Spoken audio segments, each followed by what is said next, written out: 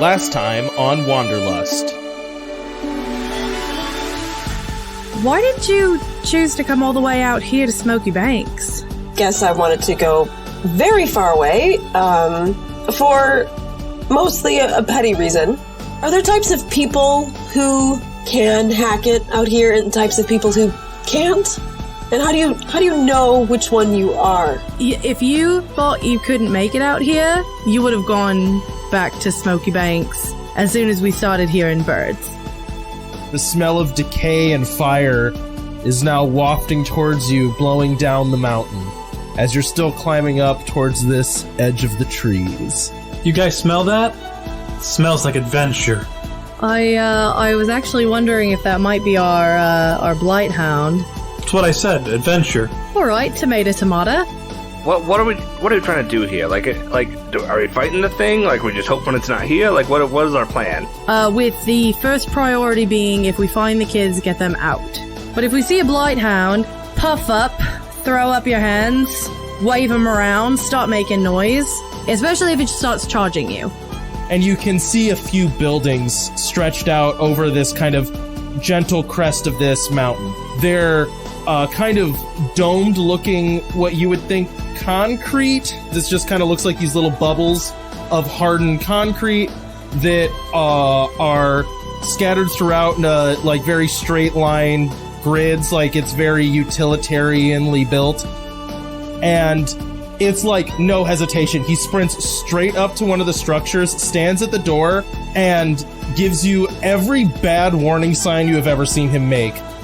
As soon as you're halfway into the room, lights from nowhere just illuminate all of the walls, and you start seeing projections on several of them. There's a lot of warnings with lightning bolt symbols and exclamation marks. When did Cell 5 go offline? I'm using that to then ask sensor data from that time. You can see inside of it, there are 7 of those dots, all with numeric indicators on them. And then a door indicating the sensor just reads error, and then all of the dots go blank. And so you walk up to the darkness of the door, hold up your light, shine in your flashlight, and what you see is just an explosion of dried blood. And there is a horrible smell coming from the room.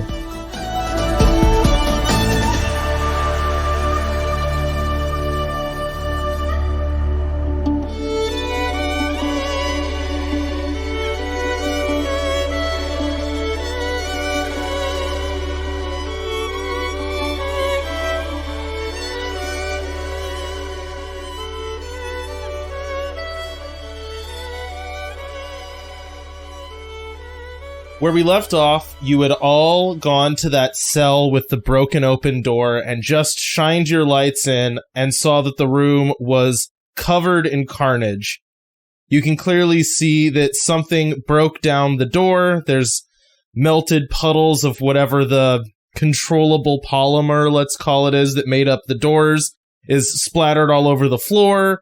And inside you can see just destruction as something clearly came in, killed everything that was in here, and then left. Autumn throws up. Autumn, are you... Oh, okay. Do you want some water? I'm fine. Are the rest of you doing all right with this? This seems...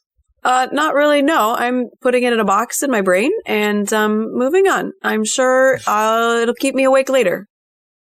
Let's just gather some evidence, see what we can find, and keep moving. All right. So I think Estelle is immediately in fact-finding mode. She's going to take out her camera, and I want to do a roll to kind of get a better picture of... I know we're assuming it's a Blighthound, but I want to see if from what she sees, it matches up with what she knows of an animal attack, or is this something else? Yeah, I like that. Okay. I have inquisitive, and I also have animal handling.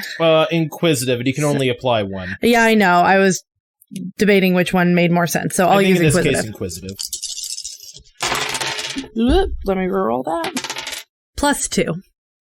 Okay, so with a +2, basically you don't learn a ton other than what's immediately obvious, which is an animal came in here and attacked. You can see claw marks in the concrete that made up these rooms. And you can also see that the blood is old and drying, but you can see areas where it looks blighted, like it's starting to rot and decay a little bit. Okay, so one, that I am able to confirm that it was an animal. Yes. Okay, and two, with the Blighthounds, we were able to see, like, it looked like the grass had been kind of, like, burned away. Yeah. Do we see something similar, like, on the inside of the building? Yes. Okay. Yeah. So, like, in the puddles of blood, you could see footprints that match, or, like, paw prints that match. Okay. When Estelle is done with that, she's gonna take a step back. Well, I think we definitely found our Blighthounds, or at least they were here, because that's all of this matches up real well with them. Them. I hope it's just one. I hope that as well. Where did we see the points of light on the display that disappeared? Were they all in this main room? Yes. Most of them were in this room. I believe there was one that was in like a supply closet or something. And that, I don't know, did that one disappear? Or was that just at the end we just saw someone run in there? Do you want me to answer that as the GM? Go for it. So, to clarify what happened there, you saw someone enter a, like, supply building for survival supplies, like they put in a request for it, and then they disappeared, but it wasn't like their dot disappeared in that room, it was like it went outside of range. Gotcha. So, like, this, cell structure doesn't provide feedback if the sensor is a certain distance away. You don't know how far. Okay. Oh, I have one other question that I don't know if you want to answer based on my role, Cody, but does the blood look like it came from people? Like, if any of us bled, would it be the same color? Or are these aliens with alien blood? That's a good question. I will say it is hard to tell given the age and the complete lack of scientific equipment at your disposal. Okay. It does not immediately... And I will also say you didn't roll super well, so yeah. That's another reason. Is it the same color that, like, our blood would be? It does not stand out to you. It's not like if it was green. Yeah. Also, next question. What color is our blood? Red. Okay, well, I mean, like, we're very different colored, Well, yeah, but blood's not red because of skin pigment. It's red because of what's in it. It oxidizes. Yeah, I didn't know if different things was in our blood. Yeah, I mean, but this is a fantasy setting. Like, Namekians have purple blood. Vulcans have green blood. Yeah, and that's always been stupid. The thing is, that's always been stupid, and I always hate that crap. Just give them red blood. We don't gotta... Gods in, like, Greek stories frequently have, like, golden blood. Yeah, and that was dumb back then. All right, what I'm saying is every bit of fantasy creativity is always stupid. It's always dumb. You're right. I really agree. Like, it's dumb when they add, like, short little races with hairy feet who just sit on their porches all day and smoke weed. Yeah, but they just have normal... we don't got to get into it. My point is that's a normal thing that everyone does. That's a thing that people did. Octopuses, lobsters, and horseshoe crabs apparently bleed blue. Is that just because they're underwater, though? It's because their blood doesn't use hemoglobin. It uses hemocyanin, which is copper-based. Oh. Instead of iron-based.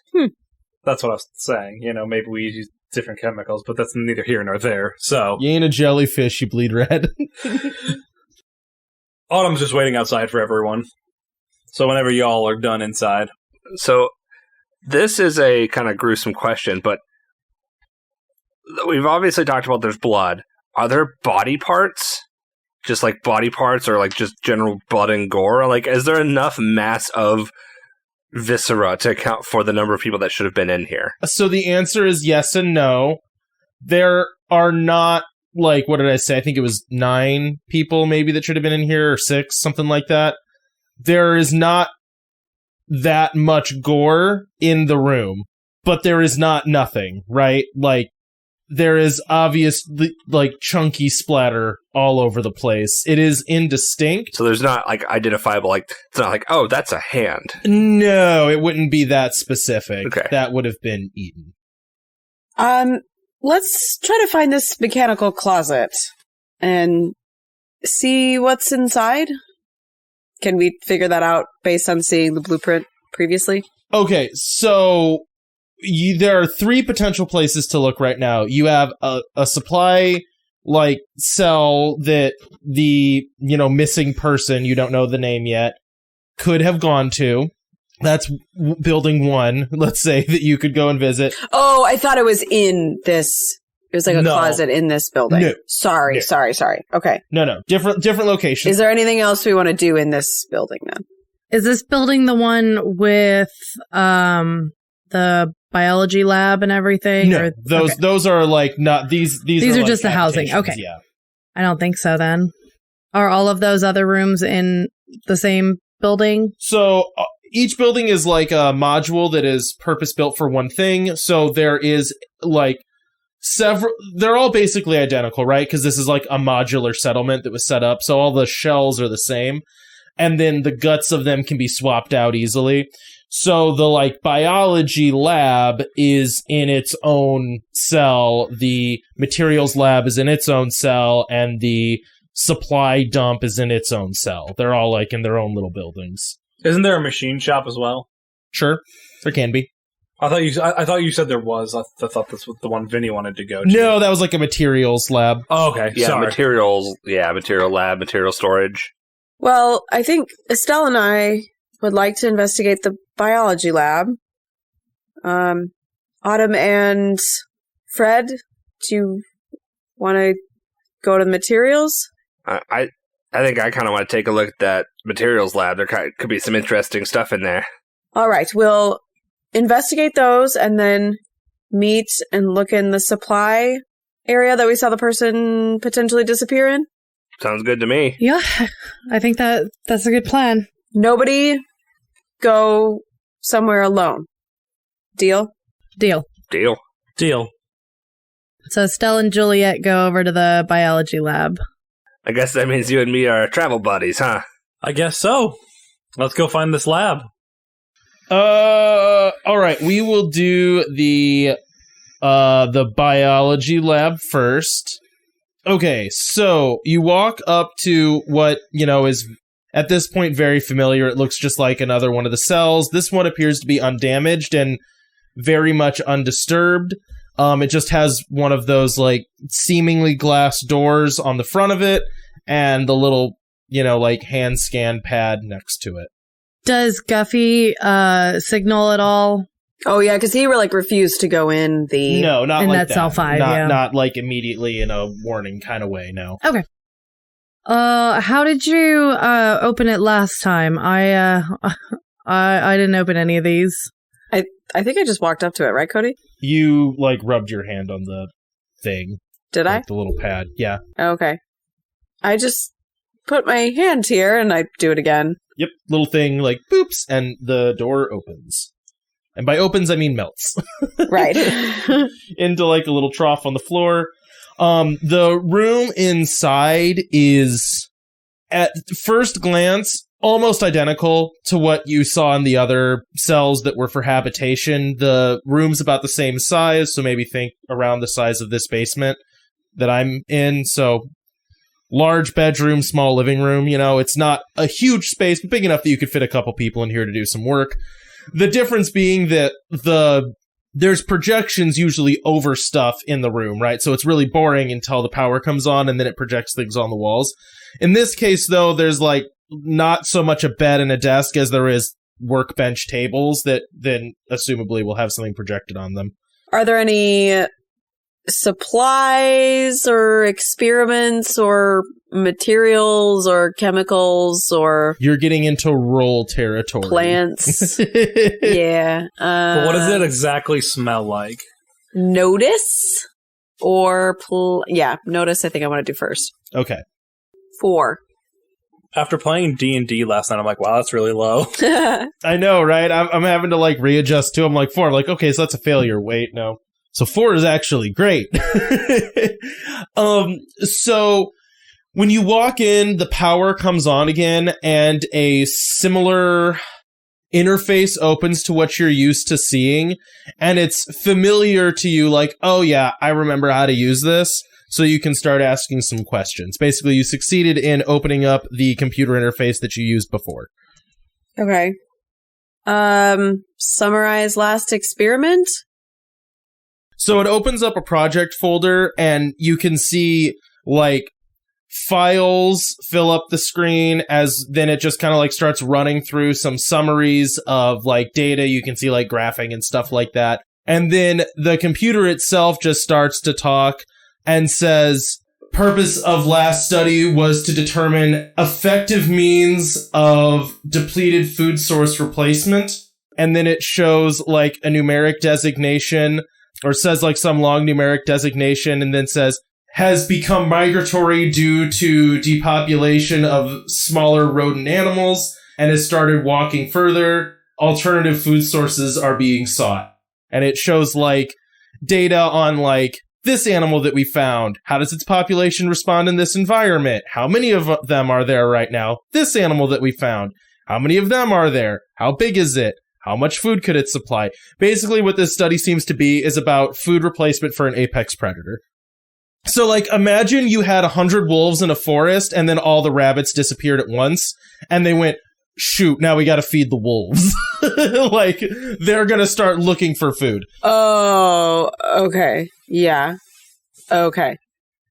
At first I thought it was like food replacement for the beings here. No, it's food replacement for something else. Something that they found. Okay. So, like, that long numeric designation, I guess maybe would be hyperlinked, and if you clicked on it, it's information about the Blighthounds. Okay. So, like, they've given it a long numeric designation of, like, you know, species, blah, blah, blah, blah, this really long computery designation, and then it lists all the information they have on it, all that stuff. But basically that is now becoming migratory due to lack of food, and they're trying to figure out what could be introduced in the environment to replace its food supply. Okay. That answers a lot of questions, actually. Can I ask something? You can, yeah. Yeah, go for it. Is there anything in the description? Because I assume they have like a Pokedex description of the animal, and like there's like a wiki page. Yeah. Is there anything in that page that we have not picked up on yet about the Blighthound? Okay. Oh yeah, gosh. I am a mean game master, and there is a ton of stuff. That I'm not going to tell you unless you ask for specifically. No. So you got to ask me questions. Caitlin rolled great, so you guys can ask a lot of questions. I'm being pretty forward with information. Is there anything that the Blighthound reacted negatively to? Yeah, so I would say when you start scrolling through, you know, its wiki article, you find other studies that were done on it, and you start clicking through those, and you come upon one that says it reacts very negatively to, so like it leaves a blight, right? So, you know, they would maybe have some description of, you know, what chemically that does. It's like it'd be like some kind of rapid dehydration is what it really looks like. So the reason it looks kind of burnt is because it's basically like super drying and then breaking. So like plant life and stuff, it'll like super dry and then break. And it lists, you know, possible reasons for that. But one thing it super doesn't like is that. So, like, it can't stay in an area for too long because, like, once the area is devoid of moisture that it could suck out of the ground, it wants to move on. Interesting. When you say doesn't like, does that mean makes aggressive or? I think probably what the study would show is something like they dry a patch of land, like, right in the middle of a game trail, where you can see, they've run along here a bunch of times. And they might notice, hey, the footprints seem like they never overlap, or it like waits, it'll run in one path for a while, then switch and run in another, or whatever. It changes paths more often. So they like dry a big patch in the middle of the ground, and it goes around instead of through. And expanding that, and maybe show that like there's areas that they tend to avoid. It's areas where they've already been for a long time. If like the whole area gets dried and died out, then it'll move on from that area and go someplace else. Okay. So when I had said react negatively, I meant like make it aggressive. Is there anything that like I don't know how to reword I think this? Probably the only thing would be that there is a decided lack of other predators in areas where it lives. So it seems to be competitive in game spaces. Yeah, Caitlin rolled great. It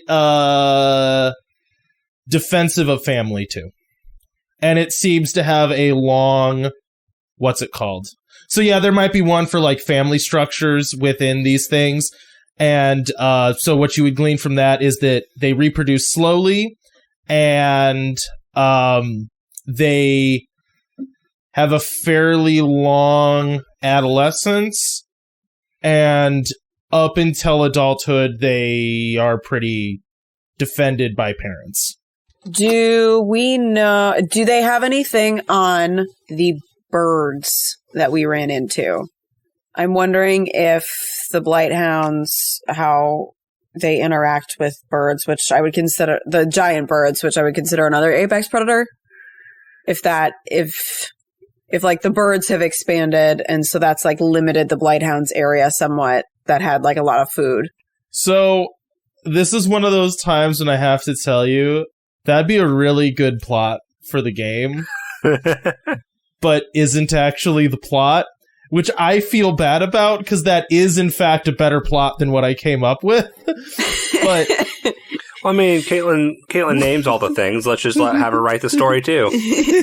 In this case, no, I mean like the ecological sort of plot that you laid out, I think is good. Like the fact that they're low on a food source, and we need to find out why. What it would maybe seem like is the Blighthounds will move through areas with birds, but they kind of leave each other alone. Like it's it is rare that they end up fighting with each other, just because the birds are not a convenient source of food and the Blighthounds are hard to kill. So like both of them, it's inconvenient, and they just end up not living in the same area. I would say it seemed like the birds could almost have like a get out of jail free card with them, which is just fly away. Like, yeah, they're not cats, they're hounds. They don't climb that well. So I would say that they just are incompatible being in the same area. You guys should ask how many they were tracking. Oh yeah, that's a good question. Yeah, what's their population size that they were looking at? It would return a result of something like unknown 5+. Great. Did they have trackers on them? No. Might pull up a study of like failed attempt at trackers, and it shows like a video of like two scientists like shaky cam with like a trank dart, like thunk, and then it just shows like the dart bounce off of a Blighthound, its eyes turn, and then the video cuts off. No. Return to base. Mission was a failure. This has nothing to do with the Blighthound, but what do the scientists look like? Oh, yeah. Oh, no. Do you need a retcon? No, that's... I kind of gave a detail here, so I think that's a really good question. Could have been nighttime. They could have been just all covered up, you know? No, it's a good question. Just trying to think about the right way to answer it. So they look similar, but a little bit wrong, and in a way that is not immediately apparent why. It's things like proportions are just not quite what you'd be used to seeing. Like maybe their mouths are a little bit smaller, and their ears are a little bit larger, and their skin is maybe paler than you're typically used to seeing. And it's also clear that they appear to be modified technologically in a way that you would have never seen before and would be an extremely foreign concept to you. Like augmented somehow? Yeah. Yeah. Like how like cybernetics would be to us, like in real life. Yeah, kind of. Like, not grotesquely, but in a pretty, like, casual way. You might see, like, some lights on a temple or on a neck, you know? Like, nothing that looks gross, grotesque, or anything like that. They're not, like, half-robot men, but they clearly have interfaces that you are not used to seeing. Okay. This maybe falls in the category of just like way out there. Do they have any like climate data or like weather data? I'm wondering if like the weather has changed here recently. Like if it's been really dry already and that is limiting the Blighthounds space. You know what I mean? If you ask for weather data, it says, like you would get a display that says something like global weather data unavailable, unable to reach satellites, local weather data, and then it gives like precipitation, temperature for like the past. How long did I say this place had been here? I can't remember, like 6 years or something like that last time. I don't remember. It's kind of irrelevant. I don't think you told us that. He did. It was a while. Oh, okay. Yeah, I gave some arbitrary time that this installation had been here. You could see like weather data for a few seasons going back. Okay. And I would say to your eyes, it does not seem that weird. Okay. What about to my eyes? I think that's all I have, Mandy. Do you have anything else smart? So I'm gonna guess, because like, okay, I'm searching for an answer that I feel like I keep asking one way and it's not coming across. So I will try to ask it a different way. Game and try to like get a. So what I'm trying to find out when I ask about like, did it react negatively or something? Like, is there a weakness that they found? Did they find that when they held up like poison berries, it freaked out? Did they find out that water is like a bad thing for it? Like, does it not like fire because it's already so hot? Like, is there anything that they found where they were the Blighthound was presented with something, or they did something, they clapped really loud? Like, I don't know. I see what you mean. Any of that? Is there something like that, a weakness that the Blighthounds have? I think I've given you the answers that there are on that. So there is clearly something with them, and they don't know what this is yet, right? These things consume water through touch all the time. Basically is what they can, that's their best guess at what they're seeing, right? So the blight that you see is them actually just sucking water out of anything that they touch. They are hotter than normal creatures and very strong and fast. And they are luminescent, right? So they glow, they consume water through touch, super strong predators. And the things that they don't like then are extremely dry climates. So like the area that you're in right now is like, not rainforest, but it is a temperate climate, right? It is never bone dry here. It isn't a desert. And they do not deal well with other, let's say, land-based predators. They would compete them out at some point. And it's clear that they have to have a pretty large source of food all the time. Otherwise, they have to start traveling to get food. And they're protective of family that takes a long time to grow. I think probably when you say I'm looking for a weakness, their weakness is a lack of water, is basically what you would have as a large thing. Now, also at some point, I would say they're animals and they have fight or flight response. If they come across a threat that they think they will not be able to kill, they'll run from it. Yeah. Birds. So, like, the birds don't mess with them. They don't mess with the birds because it's like, we're both just going to die. Like, this doesn't benefit either of us to fight. Yeah. And we kind of knew that from when Estelle first, she kind of like got big and loud and scared them. Yeah, and managed to scare it off, yes. Okay. One other hint that I will say in combination with, that I haven't been explicit about, but you could put together from just information that you know, seemingly they drug off the kids, as you have not found any evidence of them being killed, and you have seen them react that way to nothing else. and there is a reason for that you could maybe piece together at this point. I'm kind of wondering if they like adopted them.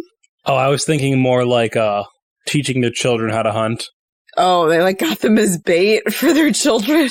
Yeah, like it's like, oh, my children don't like my babies don't know how to hunt. Here, like here's easy prey for them to practice hunting on. Well, that's darker than my mama duck sort of theory. Anyway. I mean, we did just walk into a room full of viscera and gore. Yeah. I will not say which one of you is right or if either of you are right.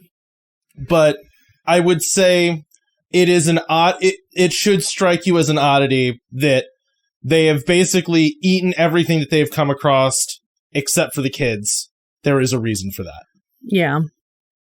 I think Estelle and Juliet can, like, montage, do more research if you want to flip over. Okay. So, gosh. Autumn and Fred walk into a materials lab. I will say, similar to the other one, you scan your hand on a thing, you walk into a room. It's fairly dark and boring to begin with. It's just kind of these block-looking workbenches and blank walls. What does everybody do? So there's no materials just out and about at the moment? No. Okay. I think I'm going to try to find the computer interface thing, like we talked with in the other building. Okay. So as you walk in, the lights come on, and you can see, like, the basics of, like, an audible query thing pop up for, like, materials lab. Okay. Yeah, I'm just gonna ask it. See, and you can tell me if I need to roll or anything for this. So what materials does this building make? I will say right now you don't need to roll. It comes back as the function of this building is for material analysis, not construction. Oh, okay. Well, then what can you tell me about this? And he pulls out one of his mystery metal bars. Oh, there's you pull out the bar and say, "What can you tell me about this?" And then a little area on one of the workbenches glows, and it just has a thing around it that says "Place specimen here." It's like that big. Is it big enough to hold a bar? Yeah, you could set the bar on it. Okay, yeah, then I do that. Okay, so when you set the bar on it, the top of the table, kind of like the door, seems to liquefy, and you can see a bunch of different compartments with a bunch of different materials. You can see, like, soil samples, which you assume are dried plant samples, maybe even, like, things that look fairly living and organic, like, bones, maybe some, like, preserved muscle tissue, tons of stuff like that, layered on this table that's just below the surface, and it kind of, like, bloops into the table, and then the table reseals above you, and it starts churning out like a list of elements of this thing, and it gives you like a really long and complex list of elements that are in it, right? So, hang on a second. Do I recognize the list of elements? Like, do I recognize the elements in the list? Yeah, give me 1 second on that. Okay. This is a really good question, and now I want to give you a good answer. It's just one that I was not expecting you to ask at all, but I love it. Yeah, it's like once the computer told me that this analyzes things, I'm like, I have something to analyze. Okay, you ready for me to be a little bit BS-y about this? Okay. Okay, so steel is largely iron and carbon, correct? Yes. And then there's going to be other stuff on that, like I think frequently there's like zinc and chromium. Yeah, steels will sometimes have chromium. Chromium steels are common. Like other. I was gonna say impurities, but they're not necessarily impurities because they're meant to be there. Yeah, they're frequently added on purpose. So what I will say, like tiny percentages. This gives you a breakdown of this is largely iron, which is unsurprising to you. It seemed like an iron. It also has chromium, and nickel, and then it also has what I'm going to say this world's equivalent of some kind of like uranium in it, which is like, I will say an element that is known to be able to take and give off radiation, which you think is probably what made it luminous when it heated up. So basically it's stainless steel that has something mixed into it that makes it a little bit weaker than steel, but able to hold and give off radiation. Okay, so it itself is radioactive? Yeah, but not in like a deadly way, in like a cool way.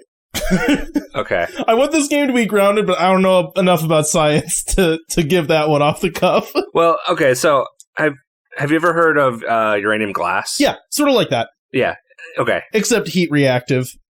Gosh, I gotta say, it is really convenient that you can Google stainless steel elemental breakdown and it gives you the percentages. It's pretty neat. Oh, yeah. For sure. Can we open the table back up, Cody? If you ask the computer, you can see if you can. Yeah, I guess do I get my metal bar back, or is that gone and processed? It hasn't given it back to you yet, but you have to interact with the computer like you're interacting with a computer. Okay. Open desk?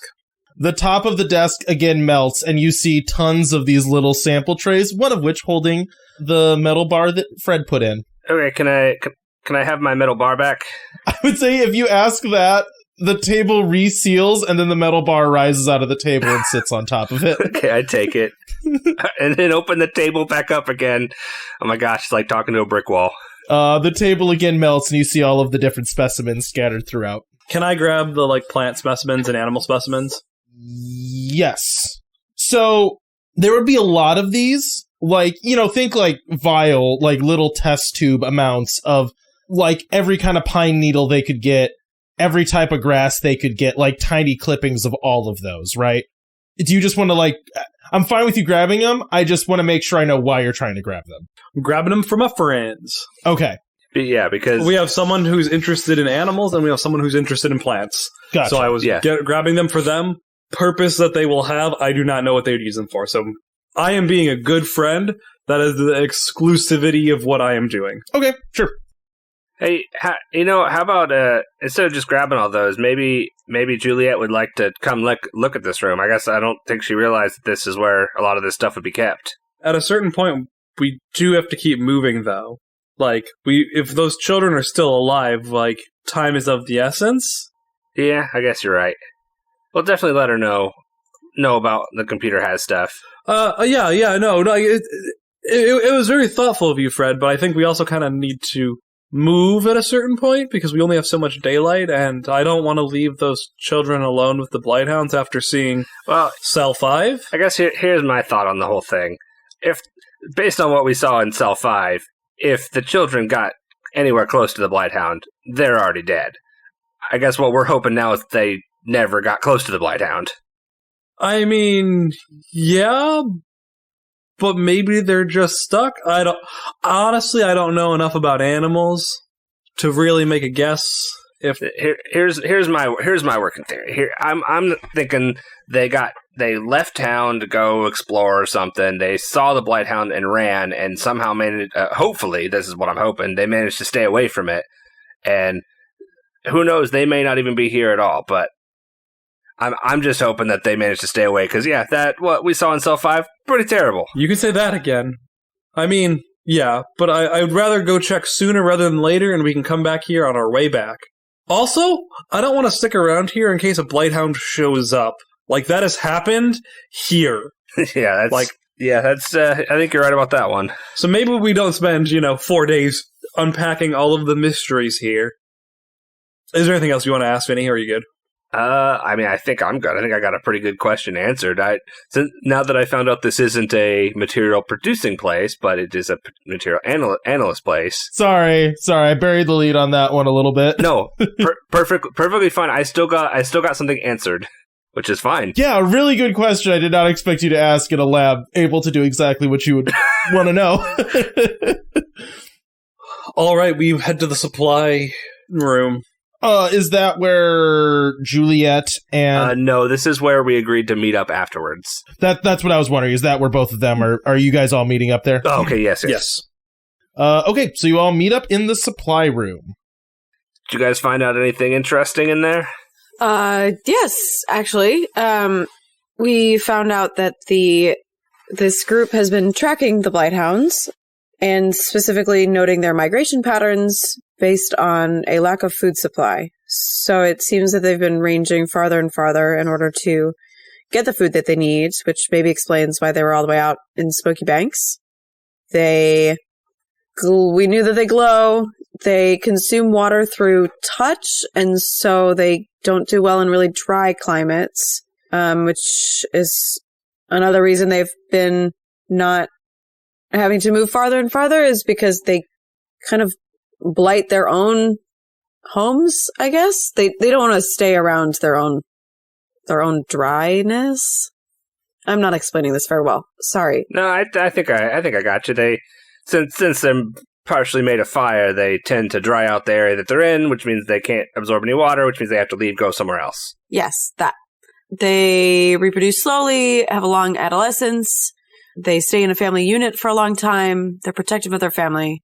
It's kind of weird that we haven't found any evidence of them, I guess, consuming the children is the nicest way to put that.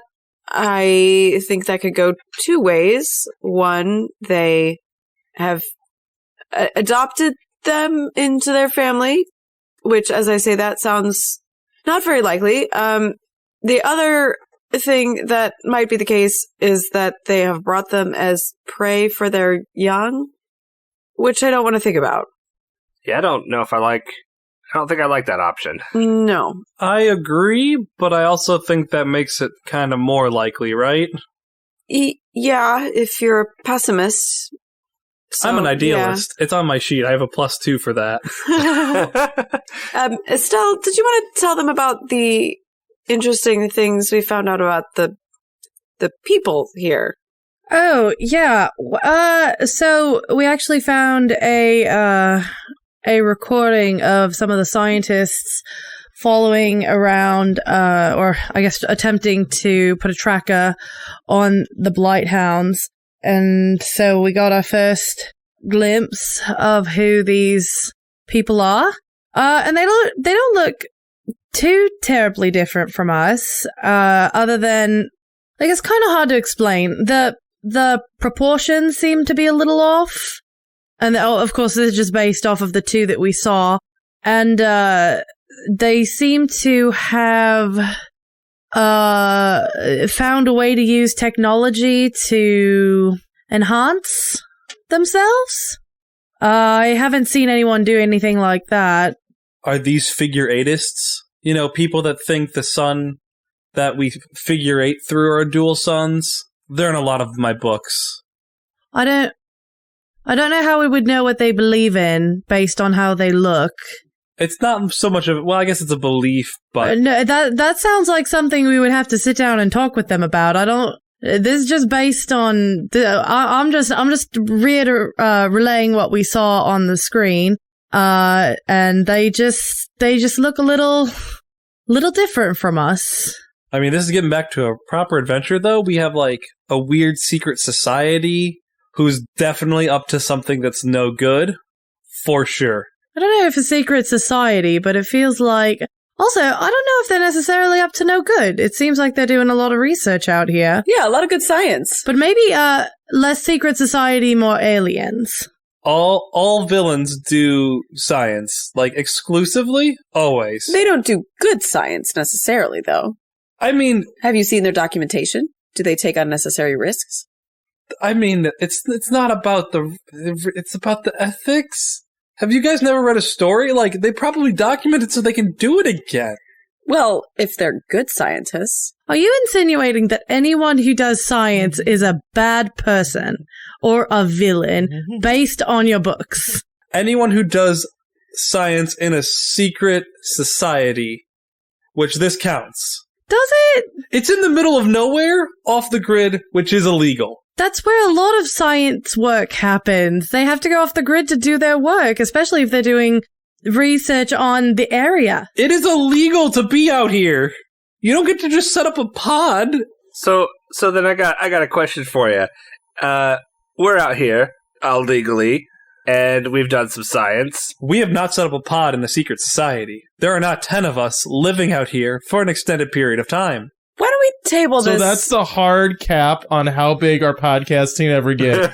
No more than, we can't add more than what?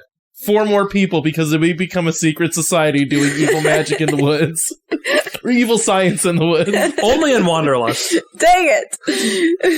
I'm gonna let everyone know right now, like, the most that, like, I feel like we'll ever add is maybe 1 more person, and even then I'm like, I'd rather not, though. At that point, it's just like, I gotta, like, someone has to accidentally fall down the stairs. What about you all? Did you find any goodies? Oh, I got plant samples for everybody, and Ooh.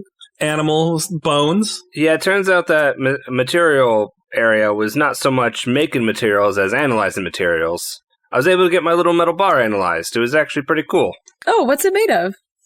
Seems like it's a pretty standard steel, but it's got some kind of radioactive material, like uranium or something in it. That's why it glowed when I heated it up.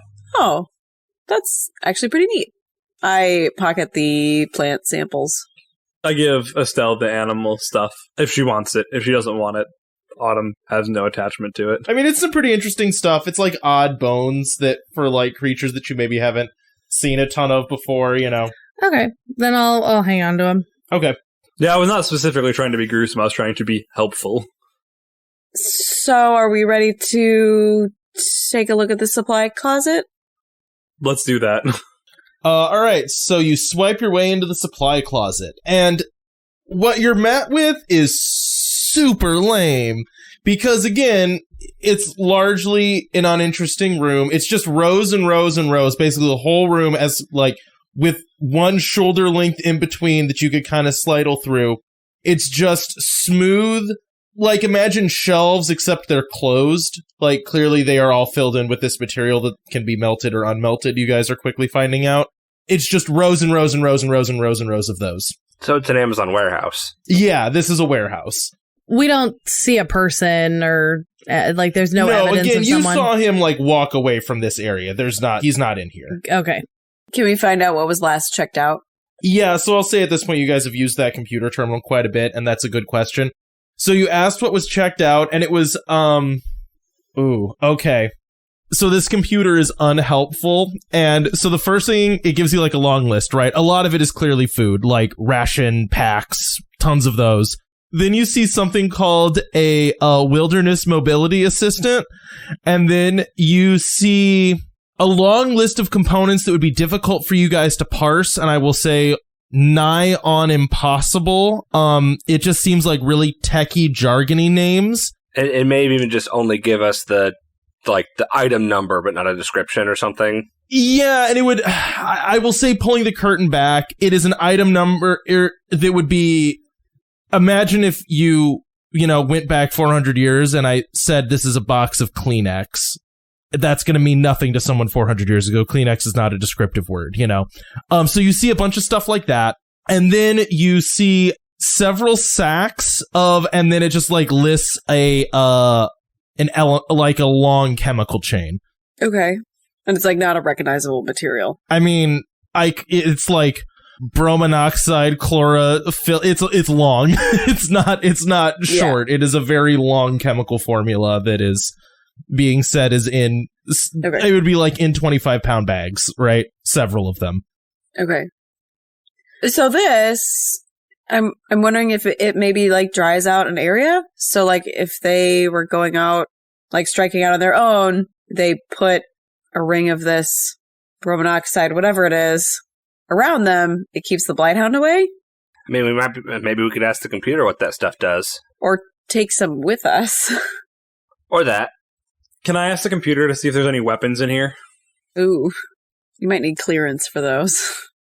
I mean, if there's 10 people here, I think they all probably have clearance. I'm trying to decide the best way to answer that question. I'm about to get a ray gun is what I'm hearing. Okay, so you ask that question of, like, are there any weapons? And you get, like, a requisite or a like inventory screen of, like, a list of items, similar to what you did for what was checked out last. You see, again, sort of several things whose name would mean nothing to you, and that it seems like it's a sort of like a brand-specific or very jargony name that would mean almost nothing. And then you would get lists of things like hatchet, axe, machetes, things like that are also, listed there. So there's a bunch of question marks, basically, like, I don't know what this thing is, and then there's also very basic hand tools. Can I ask the computer to open up where the question marks are? So you would just, you select one, just, pick a word, and a portion of the shelving melts and a light shines on it. What is it? Oh, do you just want to go over there and look? Oh, yeah. You go over there and you pick up a chrome-looking staff. It's about that long, all made of chrome. Kind of looks like a baseball bat. About the length of your forearm. Yeah.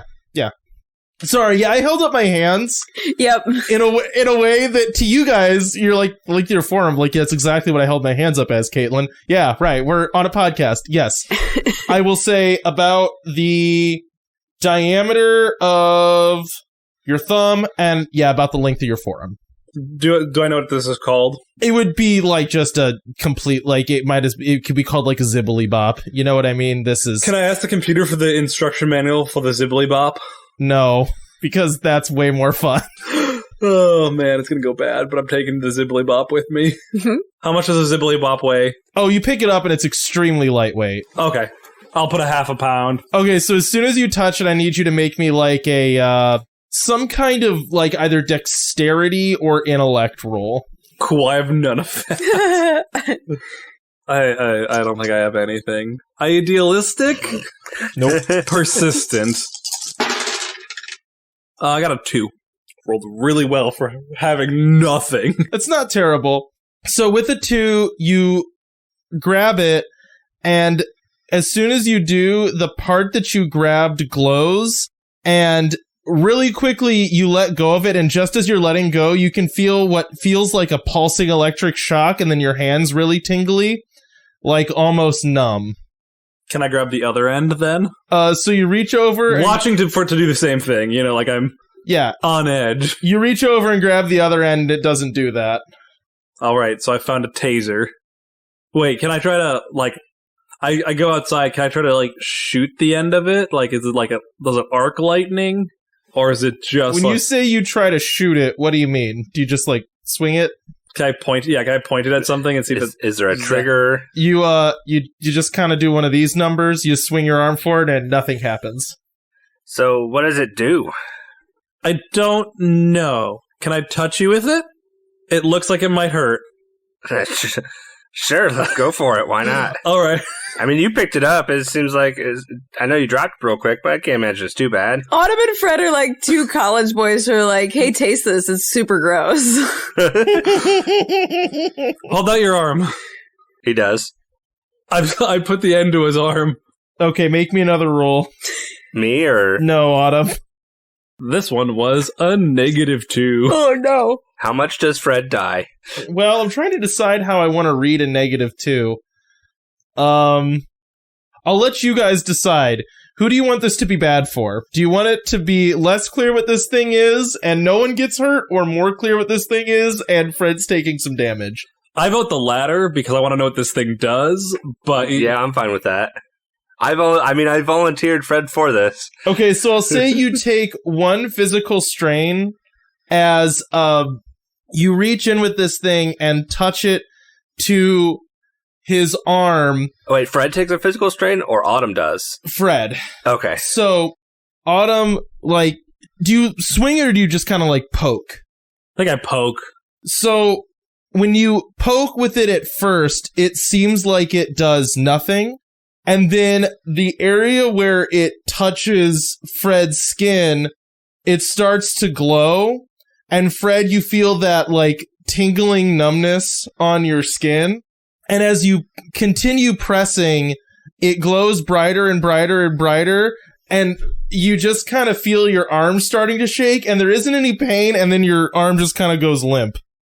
Huh. That's interesting. I try to move that arm. Yeah, that arm doesn't move.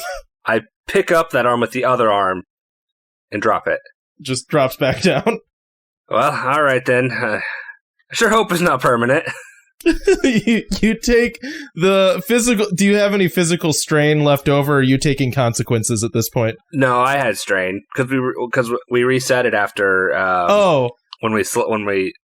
Before because it was like per encounter, right? And yeah. Okay, cool. So then what we'll say basically is that wears off by the time you get out of the clearing. Okay. So by the time this scene's over, you're like, oh, I can kind of move my arm again, but it's also like that could have lasted a while. Like clearly the longer that's on you, the more your arm just goes numb. What should I call this thing, Cody? The arm number. Yeah, I mean, this doesn't have a name that would make any sense to you, so you can call it whatever you want. It's going to be whatever you call it to other people. What did you call it? The Zippity Bob? I mean, that is kind of what I jokingly said, but that was not meant to be a real name. It is now. It's the Zippity Bob. Okay, you can call it the Zippity Bob. I put it in Zippity Bob. Arm taser number thing. Okay. So, what's everyone doing? So I am going to ask the computer about that, like, one substance that the guy took, like, 25 pounds of or whatever. I'm going to ask the computer what this stuff does. Well, what is this used for?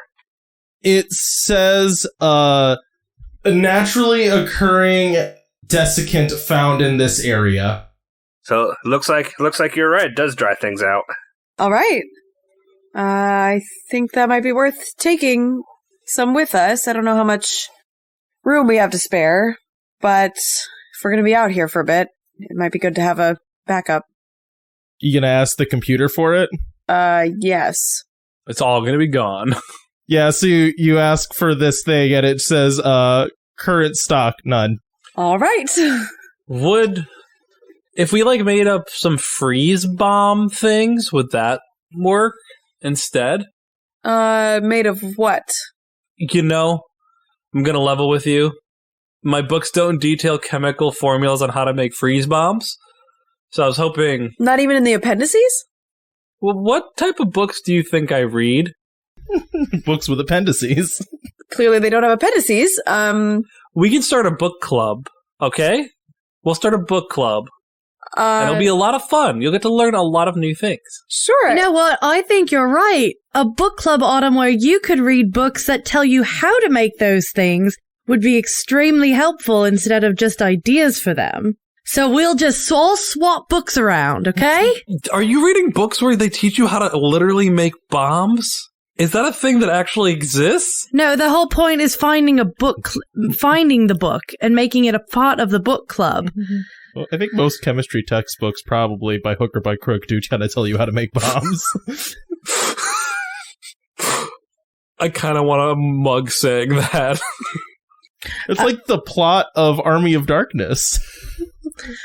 Estelle is gonna take okay. When we saw the guy's dot disappear, did he come back out and like did we see the dot? I think he was just out of range. Yeah, but my point is, did we see a direction, or can I roll and see, like, start getting idea of directions we're heading in? Yes, there is an answer to that. I just want to check, is there anything else that anyone wants to do while you are in here with the information that I've given you? And by here, I just mean this settlement, before we, like, move on from here. I don't think so. You can always come back if you want to, if there's something that, you know, pops into your head, but... I feel like we've grilled the computer a lot. Yeah, as long as if they don't have any other ideas, I think I'm out of them. Okay. So cool. So what you asked me was, can you try to determine a direction that he went? Yeah. So one of the things on that list that was, you know, checked out by this person, assuming when they left. Mm-hmm. Have I been saying he this whole time? Yes. Okay. Well, we're sticking with it. Anyways, doesn't matter. In my head, I hadn't, like, decided on gender, but I guess now I have. Anyways, so one of the things he checked out, was called a wilderness mobility assistant. So when you step out, you can see a few different tracks coming in and out, right? You can see clear footprints of Blighthounds that, you know, have been killing grass as they've walked. And then you also can see a pretty conspicuous track that looks like wheels in the undergrowth, like really wide tires that have like cut through the dirt and the grass. So you can see where like plants have been disrupted and stuff like that. It's only one track, so it doesn't seem like four wheels. It seems like a two-wheeled thing with really fat, wide tires that just tore a path through the growth. All right, so he seems to be on a vehicle. I don't think we're ever going to catch up with him then. Do the wheels seem to go in the same direction as the Blighthound track? Okay, so now we are going to kick over to Roll20 because I can answer this on the map. So, the path for the... I can draw. What color is this going to end up being? Red. Okay. The red line, that's about the direction of the Blighthound, and I will say the blue line is about the direction of the tire tracks. The light blue line? Like the way we came? No, the dark blue line. Oh, there it is. Okay. So they're both headed south. Basically, the Blighthound at this point is almost straight south. The track cut through the grass is something more like southwest. Okay. Now, here's a question for you guys. Do you want to see if we can get some of these wilderness mobility devices and ride them ourselves? Might as well try. We could certainly see how many they have, if they have any, and how many they hold. Definitely in. So we do that. All right, you go back into the storeroom and ask for, what did I call it? Wilderness mobility assistance. And a light shines on an area of the shelving, and a part of the shelving melts. All right, as you walk up, you can see two little crates that are maybe the size of it's like a desktop, like a computer desktop, right? Like a full ATX tower. They're about that big. I guess we grab them and take them outside. And all right, so you grab them, and they don't weigh nothing. Like they're a little hefty, maybe about 30, 40 pounds, but not super heavy. And you go outside and set them on the ground. I will say, obviously, they're kind of like one big panel interface, you know? Oh, so it's like it itself has the like buttons to open it type thing. Yeah. I push a button. So when you push a button, the whole thing liquefies and drops onto the ground, except for the screen. That stays floating in a little puddle of goo. And then kind of like watching a resin printer, you can see the thing just build itself up out of this pile of goo. And then basically what you're looking at once it's done is a very rudimentary looking kinda dirt bike, but it's really low to the ground, and the tires are like a foot wide. They're really fat tires, really knobbly. They're not very rounded, so it doesn't look like it's going to lean very well. And they can sit upright unassisted, right? So like they don't tip over. The wheels are wide enough that they can just sit there upright. And it's probably got room for 2, maybe 3 people if you're really lucky. You see the biggest grin on Autumn's face. And then I will say, in terms of controls, the handlebars don't move much, but you can clearly, there's like 2 foot pedals on the floor, and you can kind of turn the handlebars a little bit. And how many of them did we pull out? 2. I'm assuming that's all they had, right? Yes, that was the remaining stock. So we have plenty for us to ride. Ride 2 per person, or 2 person per. I guess maybe we could see if Guffy can follow along. Hopefully they don't go too fast. Frick. I forgot about Guffy. We do have Guffy. That was me out of game forgetting about Guffy. Hopefully it doesn't steal his soul like other motorcycles are known to do. See our holiday special. Okay, I was like, I had no freaking clue what you were talking about. Because I was not part of that. It's one of those things where I make a joke without thinking about the ramifications of it. But anyways. I thought that was Autumn pulling from some story again. Inspired by real life events. All right, so now you have a decision. You guys got cool little dirt bikes, and you got to pick a direction. Southwest, we're going for the Blighthounds and the children. Southwest is not the Blighthounds. Straight south. Or straight south. The more westerly of the 2 directions. Sorry, southeast. Oh my gosh. I'm sorry. I even have the compass that Caitlin drew for me as a joke. It wasn't a joke. It was meant to be useful. It is useful, and I still got it wrong. The red arrow to the Blighthounds is where I would like to go. Yes, that one. I need a thumbs up from everybody. I nodded. Sorry, I thought it was. You can disagree if you want to disagree. I know. Yeah, sure. I was thinking. No, that's fine. Okay, so what I want to do is I'm going to go ahead and roll the travel distance, just so that way, like, next episode we can kind of start fresh on, we know where we've gone, and also so that way we're not still sitting on the same map tile. We do have to decide, though, who is riding with who. Autumn doesn't care who's riding with her. She's definitely driving. I kind of figured. Juliet does not want to drive. So you're just going to hop on back of Autumn's? Sure. All right, Fred, plus or minus for driving? I mean, I will do it.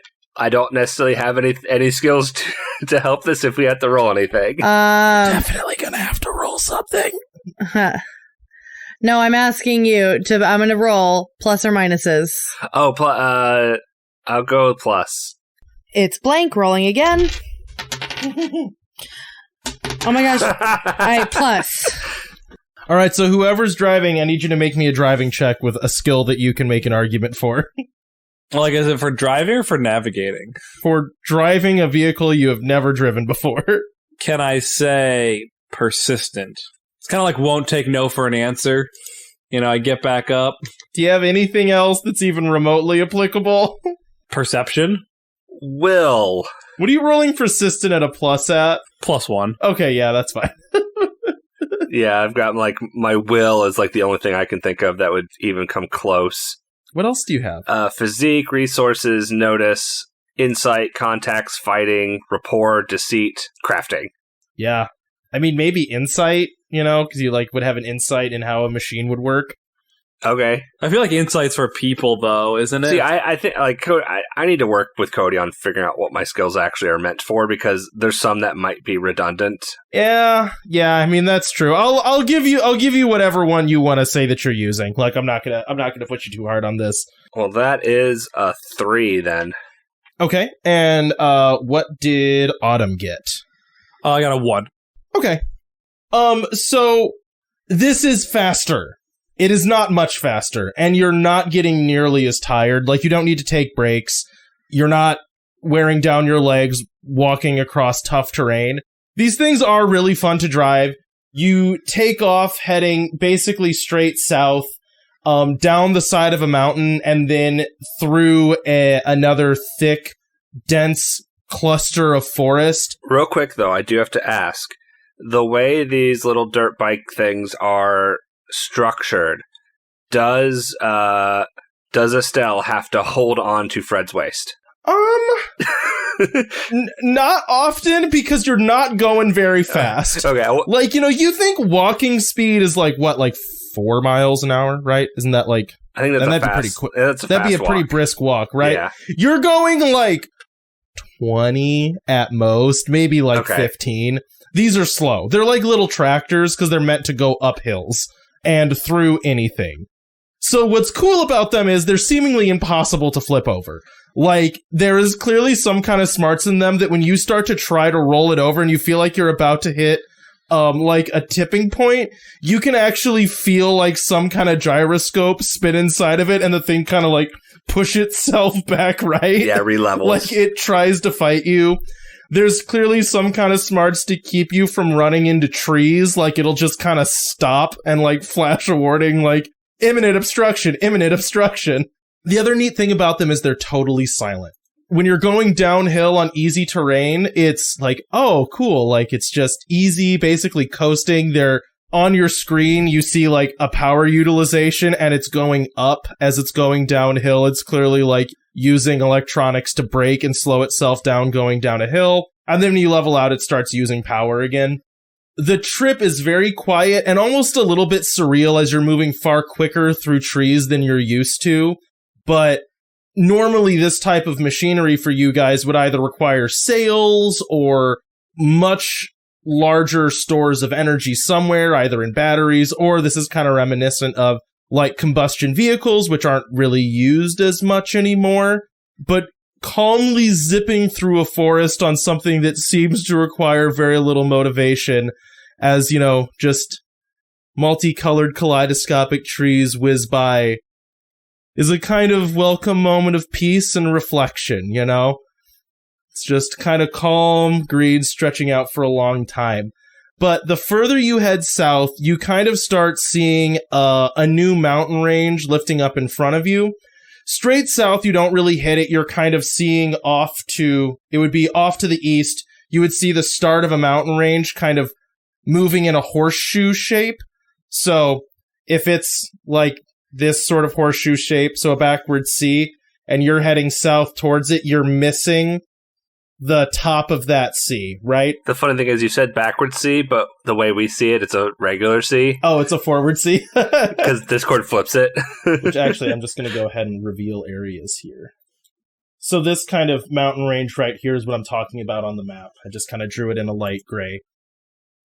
So as you reach kind of the start of this mountain range where you can see it curving around to your east, what you notice is that the area around you starts to grow more and more dead and dried out. You're hitting kind of a wasteland. You can see the husks of trees that have clearly seemingly been desiccated. Desiccated is the word I'm looking for, right? The moisture has been sapped out of them.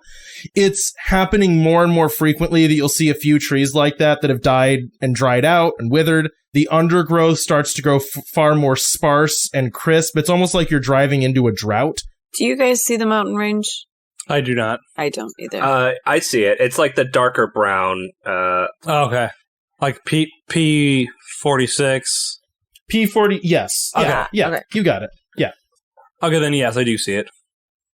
So basically, at the foot of this sort of U-shaped mountain range that Vinny's accurately drawing those little mountain indications on. That's someone else drawing it now. Oh, sorry. You can see down into that, like, valley that's surrounded by those mountains. It's basically all dead. Like, this has very clearly been blighted. Most of the forest is gone. Most of the undergrowth has died out. It's like a nexus point of where a lot of this decay and drought is being focused. Well, I think we may have found one of their homes.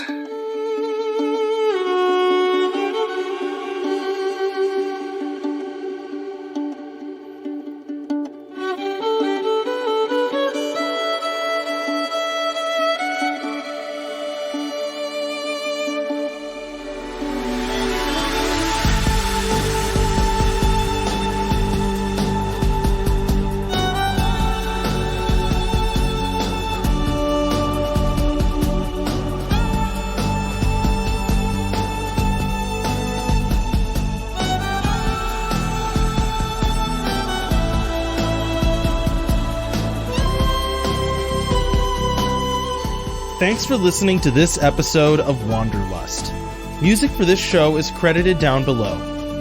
If you like this campaign, you can find more of our shows at the Wandering Gamer website or on Podbean. You can also find us on Twitter, Instagram, Facebook, YouTube, and Twitch. Links in the description. Now bear in mind, in the wilds, some wander to get lost, and some wander to find themselves.